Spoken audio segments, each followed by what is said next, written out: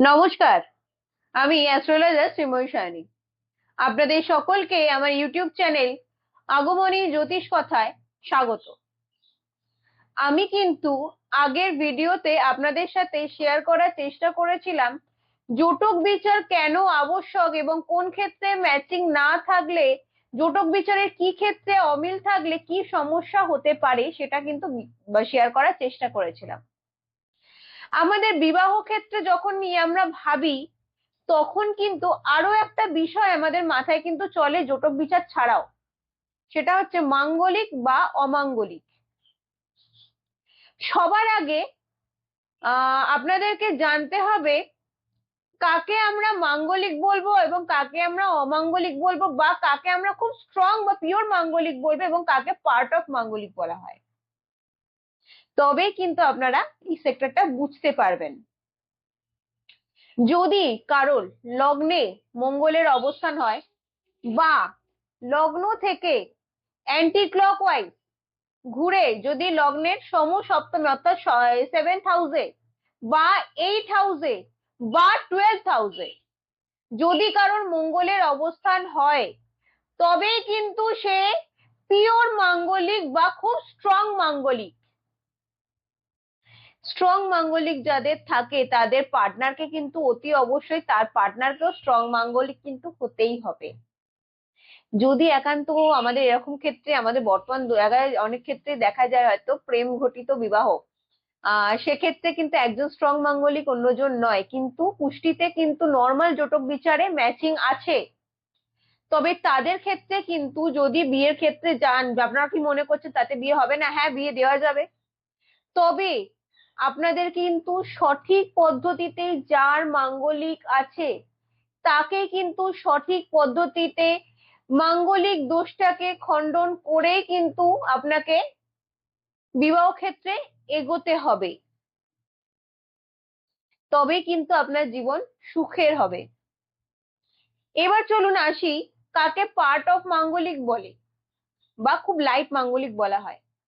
যদি কারোর 2nd হাউসে বা 4th হাউসে লগ্ন থেকে অ্যান্টি ক্লকওয়াইজ ঘুরিয়ে 2য় ঘরে বা 4র্থ ঘরে মঙ্গলের অবস্থান হয়, তবে কিন্তু সে খুব লাইট মাঙ্গলিক বা পার্ট অফ মাঙ্গলিক। পার্ট অফ মাঙ্গলিক বা লাইট মাঙ্গলিকের সাথে কিন্তু যেমন ম্যাচিং যদি ঠিক থাকে তাহলে কিন্তু অমাঙ্গলিকের বিয়ে নর্মাল ক্ষেত্রেও দেওয়া যায়। তবে কিছু ছোট মোটো প্রিকশন নিয়ে বা কিছু রেমেডি নিয়ে কিন্তু করা যায়, খুব অসুবিধা কিন্তু হয় না। দেখুন, আমি মোটামুটি মাঙ্গলিক কোন ঘরকে ধরি আর নন স্ট্রং মাঙ্গলিক কোন ঘরকে ধরি এবং স্মল মাঙ্গলিক অর্থাৎ নর্মাল মাঙ্গলিক কোন ঘরকে ধরি সেটা কিন্তু আপনাদেরকে বললাম। এবার বলি, আমি যে এগুলো ভাগগুলো বললাম, 1, 2, 4, 7, 8, 12, এই যে এই ক্ষেত্রগুলোকে আপনাকে বললাম, কোন ঘরে মঙ্গল থাকলে কি প্রবলেম আপনাদের জীবনে আসতে পারে যদি আপনারা মাঙ্গলিক পার্টনার বা সঠিক ম্যাচিং এর পার্টনারের সাথে বিবাহ না করেন। যদি ধরুন আপনার লগ্নে মঙ্গল কিন্তু আপনার পার্টনার অমাঙ্গলিক, তবে কিন্তু আপনার পার্টনারের বা আপনার মধ্যে কিন্তু জীবন হানির একটা সম্ভাবনা কিন্তু থেকে যায়, বা অকারণে দূরত্ব বাড়ার কিন্তু সম্ভাবনা থেকে যায়। জীবনের ক্ষেত্রে হয়তো লাইফ স্প্যানের জায়গাটা তাদের ক্ষেত্রে কিছুটাই সেভ হতে পারে, এটা শুধু লগ্ন না, এটা 7th হাউস মাঙ্গলিকের ক্ষেত্রেও লাইফ লাইনের জায়গাটা তখনই সেভ হতে পারে যদি দেখা যায় পার্টনার দুজন দুজনের থেকে বরাবরই সারা জীবনই হয়তো ডিস্টেন্সে রয়ে গেছেন। কেউ একজন হোম টাউনে থাকে, কেউ কর্মসূত্রে বাইরে থাকে, তাহলে কিন্তু একটা সেফ সিকিউর জায়গা তাও বা থাকেন। তো তাও যে খুব ভালো থাকে তা না, দুজনের মধ্যে অশান্তি পরিমাণ একটা থাকবেই। আদারওয়াইজ কিন্তু লগ্ন মাঙ্গলিক বা সপ্তম মাঙ্গলিকে কিন্তু লাইফ লাইন নিয়ে একটা কিন্তু প্রবলেম এসেই যায়। আচ্ছা, চলুন দ্বিতীয়ত বলি, যদি 2nd হাউসে মাঙ্গলিক থাকে তাকে, যাকে আমি পার্ট অফ মাঙ্গলিক বললাম, যদি যাদের 2nd হাউসে মাঙ্গলিক থাকে পার্টনার মাঙ্গলিক না, তাদের মেইন প্রবলেমটা হয় শর্ট টেম্পারামেন্টের বড্ড প্রবলেম হয়। দেখা যায় পার্টনারের সাথে অকারণে ছোটখাটো বিষয় নিয়ে রাগারাগি কিন্তু একটু বেশি হয়, শর্ট টেম্পারামেন্ট নেচারটা বেশি হয়ে যায়, সেক্ষেত্রে একটু ডিস্টেন্স ক্রিয়েট হয়। যদি আর একটা আমি দেখবেন আরো একটা ক্ষেত্রকে কিন্তু আমি পার্ট অফ মাঙ্গলিক আপনাদের বলেছিলাম, সেটা হচ্ছে যখন 4th হাউসে মঙ্গল থাকে। যাদের 4th হাউসে মঙ্গল থাকছে কিন্তু পার্টনার মাঙ্গলিক নয়, তাদের ক্ষেত্রে একটা প্রবলেম দেখা যায়। তাদের ক্ষেত্রে প্রবলেম হচ্ছে পারিবারিক অন্য কোনো মানুষের জন্য দুজনের মধ্যে কিন্তু দূরত্ব বাড়তে থাকে, দূরত্বের কিন্তু একটা সম্ভাবনা যেমন আসে এবং অকারণ ঝামেলা ক্রিয়েট হয় অন্য মানুষের জন্য। দেখা যাবে তাদের নিজেদের মধ্যে কিন্তু কোনো রকমের কোনো প্রবলেম নেই, কিন্তু পরিবারগত বা অন্য মানুষের জন্য তাদের মধ্যে একটা ডিস্টেন্স আসে। তবে এটা কিন্তু অন্য কোনো অ্যাফেয়ার্স এর টেন্ডেন্সি দেয় তা কিন্তু নয়, মেনলি পরিবারগত সমস্যাটাই হয়। এবার চলুন আসি 8th হাউস মাঙ্গলিক। 8th হাউস মাঙ্গলিকে একজন ধরুন 8th হাউস মাঙ্গলিক রয়েছে, অন্যজনের ধরুন 8th হাউস মাঙ্গলিক নেই, তবে কিন্তু মেইন ইস্যুটা হয় সন্তান ক্ষেত্রে। সন্তান হওয়ার সময় যদি বিশেষ করে এটা মেয়েদের থাকে, মেয়েটি হয়তো 8th হাউস মাঙ্গলিক, ছেলেটি হয়তো সেই পরিমাণ মাঙ্গলিকই নয়, তবে কিন্তু কি এই প্রবলেমটা ক্রিয়েট হয় সন্তানের ক্ষেত্রে। বিশেষ করে আমি যেটা বলছি সেটা হচ্ছে, দেখা যায় মেয়েটি ফার্স্ট অফ অল হচ্ছে বেবি আসতে কিছু জায়গায় একটু সমস্যা হয়, এবং বেবি আসলেও ডেলিভারির সময়ে মেয়েদের কিন্তু অতিরিক্ত পরিমাণে রক্তপাতের কিন্তু একটা সম্ভাবনা থেকে যায়, ব্লাড লসের কিন্তু একটা সম্ভাবনা থেকে যায়, এবং বেবি হোল্ডিং পাওয়ার কিন্তু কম হয়।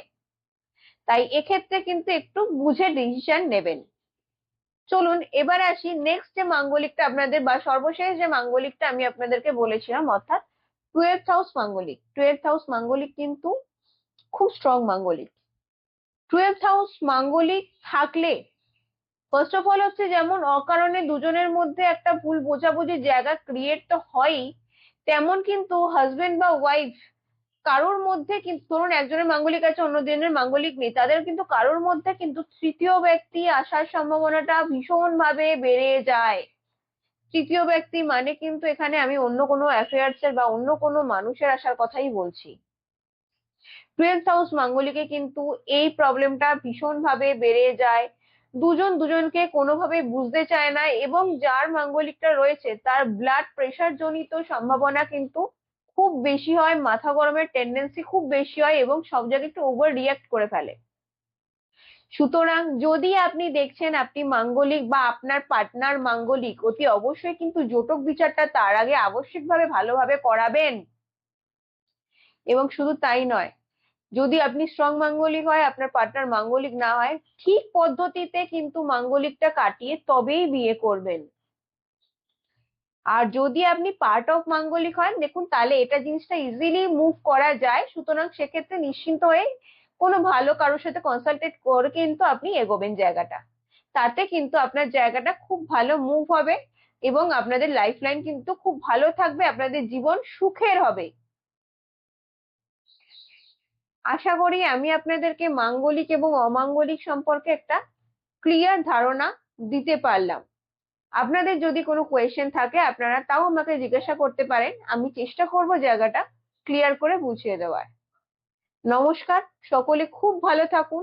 যাদের নতুন বিয়ে হচ্ছে তাদের বৈবাহিক জীবন খুব সুখের হোক এই কামনা করি, এবং দেখা হচ্ছে আপনাদের সাথে পরবর্তী ভিডিওতে।